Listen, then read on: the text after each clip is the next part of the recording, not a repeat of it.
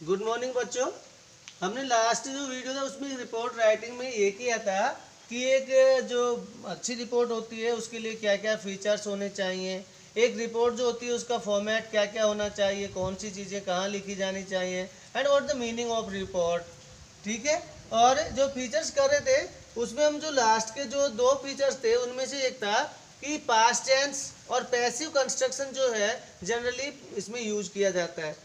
किसमें? रिपोर्ट में। वो तो रिपोर्ट का नेचर देखना होता है। कुछ रिपोर्ट्स ऐसी भी हो सकती है जो प्रेजेंट टेंस में आ जाती है जैसे फ्लड वगैरह पर। बाकी पास्ट टेंस यूज करना है और पास्ट टेंस में भी जहाँ तक पॉसिबल हो, सभी तो नहीं पर जहाँ तक पॉसिबल हो हमें पैसिव कंस्ट्रक्शन का यूज करना है।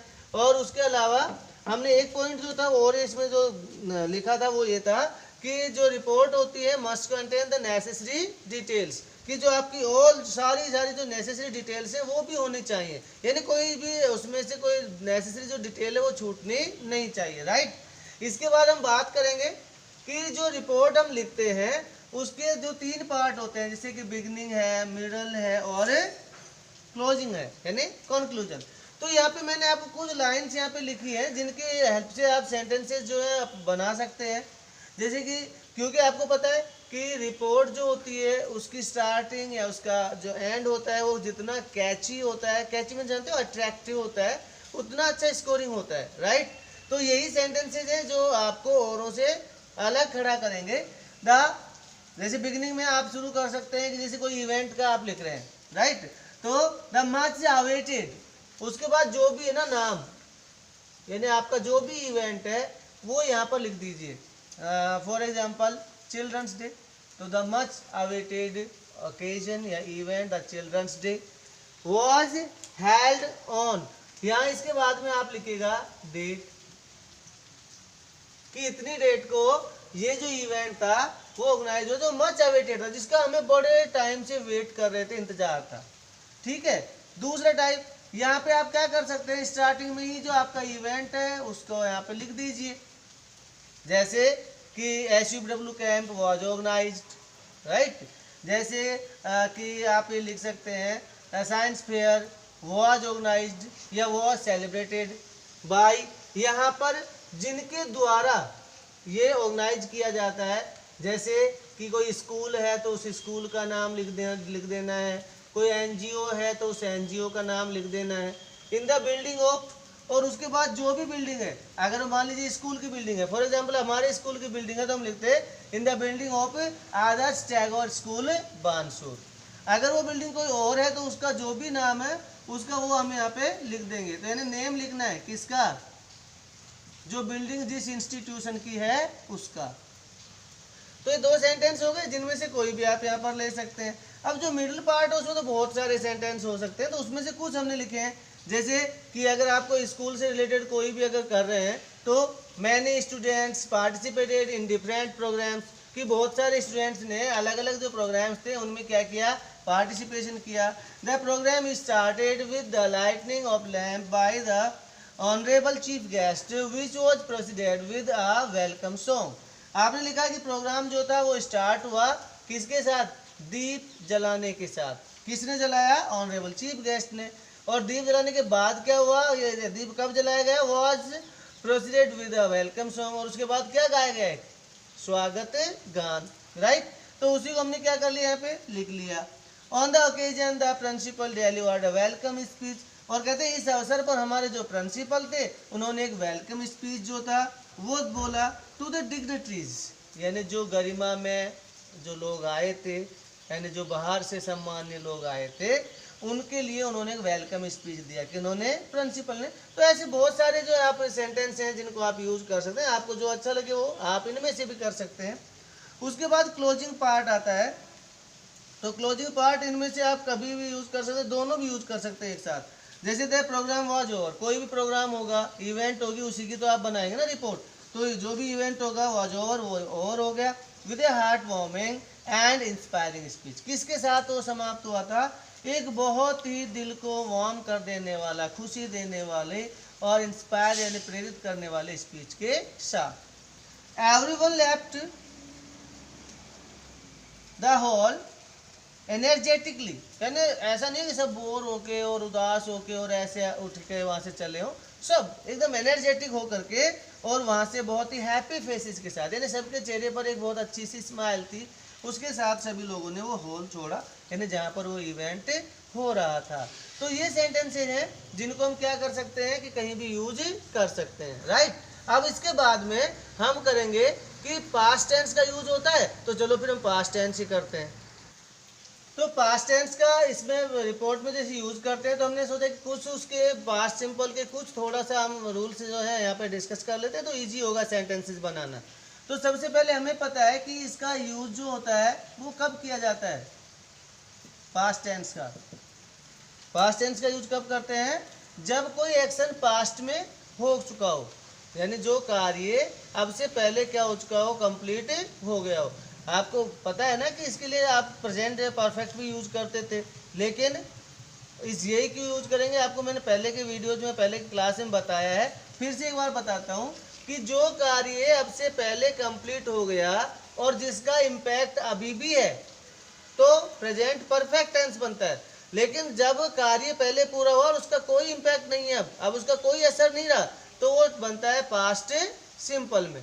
दूसरा कि जब कोई टाइम दिया हुआ हो तो पास्ट सिंपल बनाए, और जब टाइम नहीं हो तो आप प्रेजेंट परफेक्ट बनाए। तो हम क्या लिखेंगे यहाँ पे कि the action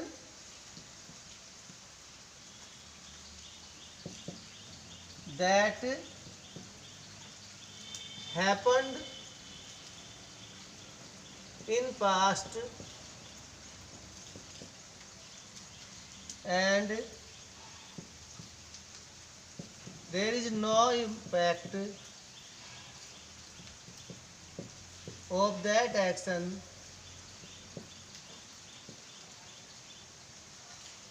in present, right. कि वो कार्य जो पास्ट में कंप्लीट हुआ और उसका कोई इम्पैक्ट नहीं है, कोई प्रभाव नहीं है, कब, वर्तमान में, तो वो सब किस में बनेंगे, पास्ट सिंपल में। और पास्ट सिंपल ही हमें यहाँ पे पूरी रिपोर्ट में काम आने वाला है। तो हम बात कर लेते हैं कि उसके अंदर एचवीज कौन कौन सी होती हैं। हेल्पिंग वर्ब, तो हेल्पिंग वर्ब में हमें ध्यान है कि अगर सेंटेंस आपका एक्टिव वॉइस है, कौन सा वॉइस है, एक्टिव वॉइस, तो एचवी होती है डिड। और अगर आपका वो है पैसिव वॉइस, तो पैसिव वॉइस में एचवी होगी वॉज या वर। सिंगुलर के साथ वॉज और प्लूरल के साथ में वर। डिड अकेली है तो डिड का यूज, पर इसका ध्यान रखिएगा कि डिड का जो यूज है वो इंटेरोगेटिव में अगर आप करते हो या नेगेटिव में करते हो, तो उसके बाद वर्ब की फर्स्ट फॉर्म आती है।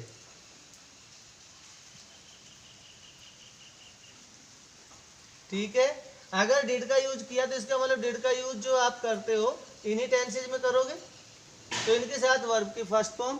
और ये जो डिड है आपको इसका भी याद रखिएगा, did as a HV is not used in affirmative sentences.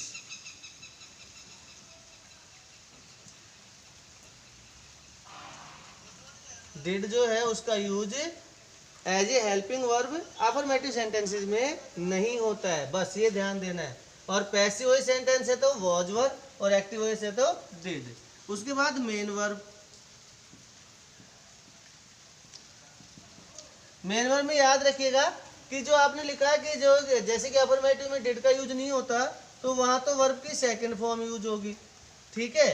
और अगर डिड आया, अगर सेंटेंस में क्या आ जाता है, डिड, तो याद रखिएगा उसके साथ वर्ब की फर्स्ट फॉर्म यूज होगी। हो गया, बस। अब थोड़ा सा ध्यान दे लीजिएगा एक्टिव वॉइस और पैसिव वॉइस में। एक्टिव वॉइस क्या होती है, एक्टिव वॉइस वो होता है जिसमें आपका जो सब्जेक्ट है यानी डूअर ऑफ एन एक्शन है, अगर उस एक्शन को वही कंप्लीट करता है तो वो एक्टिव वॉइस, और अगर कोई और करता है तो पैसिव वॉइस। जैसे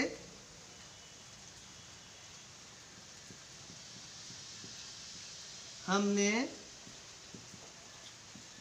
स्कूल बिल्डिंग को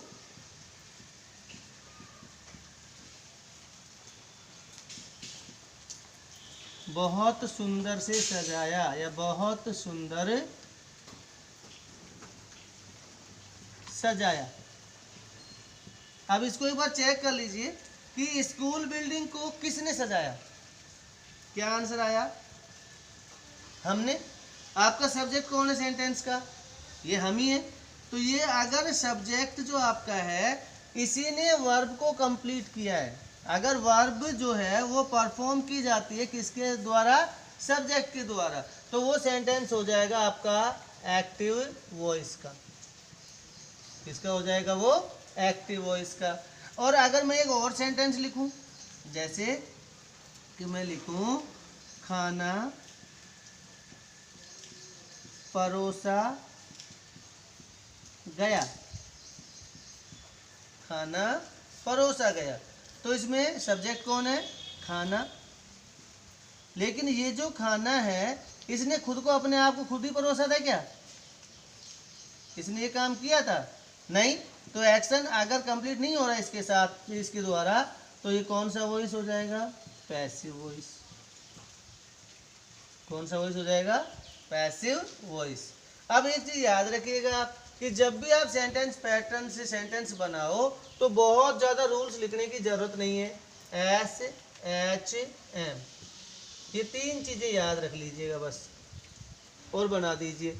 एस फॉर सब्जेक्ट, चाहे वो एक्टिव हो चाहे इनएक्टिव हो। एच फॉर हेल्पिंग वर्ब, देख लीजिएगा यूज कहाँ होती है, कौन सी होती है नहीं होती है। M main verb.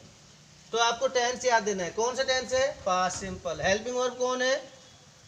डिड और वॉज वर। मेन वर्ब क्या है कि अगर सेंटेंस अफर्मेटिव हो तो सेकंड फॉर्म, नहीं तो कौन सी फॉर्म? First form. और पैसिव वॉइस में हमेशा याद रखेगा कि मेन वर्ब की कौन सी फॉर्म होती है? Third form. ये तो आपने कौन सी वॉइस के लिए लिखा था? Active voice. और पैसिव वॉइस जब भी आप लिखोगे कभी भी, तो पैसिव वॉइस में हमेशा वर्ब की कौन सी फॉर्म आती है? Third form. तो पैसिव वॉइस जब भी बनाओ, कोई भी टेंस हो, वर्ब की थर्ड फॉर्म। तो ये सेंटेंस बना लेते हैं हमने स्कूल बिल्डिंग को बहुत सुंदर सजाया। किसने सजाया? हमने। कौन सा वॉइस? Active voice. तो लिखो सबसे पहले क्या लिखा है? एस। S for subject. हमने की इंग्लिश क्या हो गई? वी। उसके बाद क्या है? एच। एच यानी हेल्पिंग वर्ब। कौन सा वॉइस है ये? Active voice. अब ये भी कहा था कि एक्टिव वॉइस में जो डिड हेल्पिंग वर्ब होती है, ठीक है, पर उसका यूज अफर्मेटिव सेंटेंस में नहीं होता है। अफर्मेटिव वो होता है जिसमें ना क्वेश्चन पूछा जाए और ना ही उसमें नोट हो, दोनों है नहीं, तो अफर्मेटिव है। इसका मतलब एच का यूज नहीं होगा। नहीं होगा तो छोड़िए, सीधा किस पे आते हैं हम? M V. एम वी यानी मेन वर्ब। मेन वर्ब कौन सी आएगी एक्टिव वॉइस में? Second form. डिड होती तो फर्स्ट फॉर्म, तो डिड है नहीं तो वर्ब की कौन सी फॉर्म? Second form. अब वर्ब है क्या? सजाना। सजाने की इंग्लिश डेकोरेट, तो सेकंड फॉर्म क्या होगी? डेकोरेटेड। ठीक है। और किसको सजाया आपने? School building. अब जो बच गया ना वो उल्टा लेके लिख देना आप तो बस। तो हमने सजाया बहुत सुंदर स्कूल बिल्डिंग। तो किसको सजाया? School building.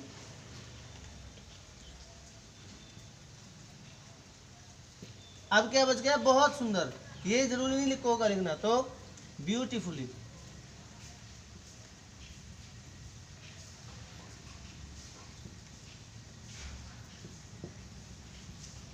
हमने स्कूल को ब्यूटीफुली डेकोरेट किया। अब इसको बनाओ। ये कौन सा वॉइस है? Passive voice. कौन है सब्जेक्ट? खाना। खाना यानी फूड। ठीक है। अब उसके बाद पैसिव वॉइस में हेल्पिंग वर्ब जाओ। हेल्पिंग वर्ब कौन सी है पैसिव वॉइस? पास्ट सिंपल में वॉज और वर। ये रही। फूड सिमिलर है तो क्या आया? वॉज। ठीक है। मेन वर्ब पैसिव वॉइस के लिए अभी भी लिखा था मैंने, पैसिव वॉइस में मेन वर्ब की कौन सी फॉर्म आती है हमेशा? थर्ड। तो क्या आ गई? Third form. वर्ब है क्या? परोसना। परोसने की इंग्लिश सर्व, तो थर्ड फॉर्म क्या होगी? सर्व। तो फूड वाज सर्व। ये हो गया पैसिव वॉइस। ठीक है, समझ में आया।